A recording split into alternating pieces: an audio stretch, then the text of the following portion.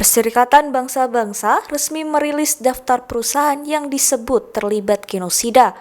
Diketahui laporan ini dirilis pada Jumat 5 Juli 2025 dan dimuat dalam dokumen resmi. Dilaporkan yang dimaksud ialah bertajuk dari ekonomi pendudukan menuju ekonomi genosida. Melalui laporannya, PBB mengungkap bahwa berbagai perusahaan dari sektor militer, teknologi mesin dan infrastruktur, hingga pariwisata telah mendukung proyek kolonisasi Israel di Palestina. PBB menyatakan bahwa laporan ini merupakan hasil penyelidikan terhadap perusahaan-perusahaan yang dianggap menopang sistem kolonial pemukim Israel.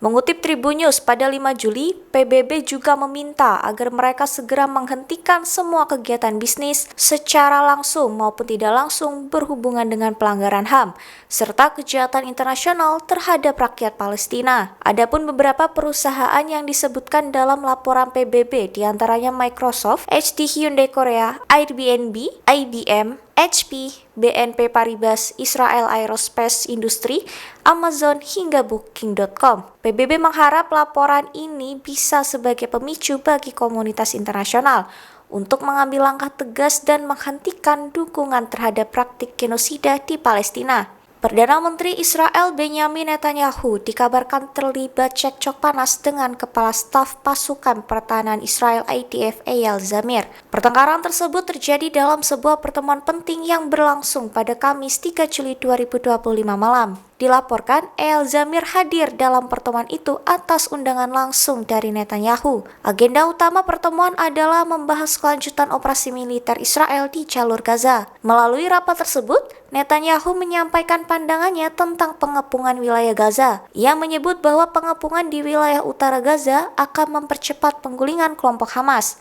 Namun, kritik tajam datang dan menuding Eyal Zamir gagal menjalankan instruksi. Mereka menilai ketidaktegasan Zamir menyebabkan kebuntuan operasi militer Israel di Gaza. Menanggapi tuduhan tersebut, Eyal Zamir membela diri dan menegaskan bahwa pasukannya telah menjalankan tugas sesuai instruksi. Zamir juga memperingatkan para menteri untuk berhati-hati dalam mengeluarkan pernyataan terhadap IDF. Ia menekankan bahwa banyak tentara telah gugur dalam pertempuran dan tudingan sembarangan tidak dapat diterima. Pernyataan Zamir disebut membuat Netanyahu tersulut emosi dan kemudian meninggikan suara kepada Zamir. Netanyahu menekankan bahwa ia tidak ingin membiarkan Hamas tetap berkuasa dan ingin rencananya tetap disusun dan terwujud.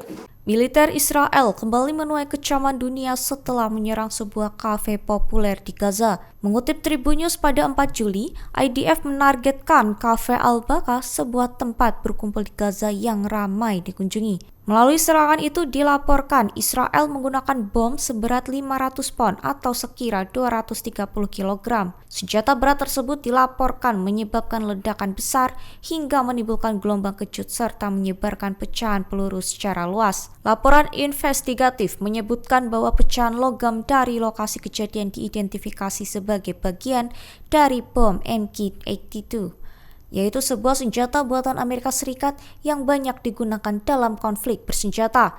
Diketahui, kawah besar yang terbentuk pasca ledakan menjadi bukti kuat penggunaan amunisi berat dalam serangan tersebut.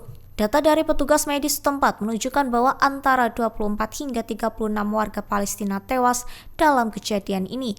Para pakar hukum internasional mengecam serangan tersebut serta menyatakan bahwa penggunaan bom berat di kawasan sipil padat penduduk pasti melanggar hukum internasional. Rusia kembali meluncurkan serangan udara besar-besaran ke wilayah Ukraina. Hanya beberapa jam setelah Presiden Vladimir Putin melakukan panggilan telepon dengan Presiden Amerika Serikat Donald Trump pada Jumat 4 Juli 2025.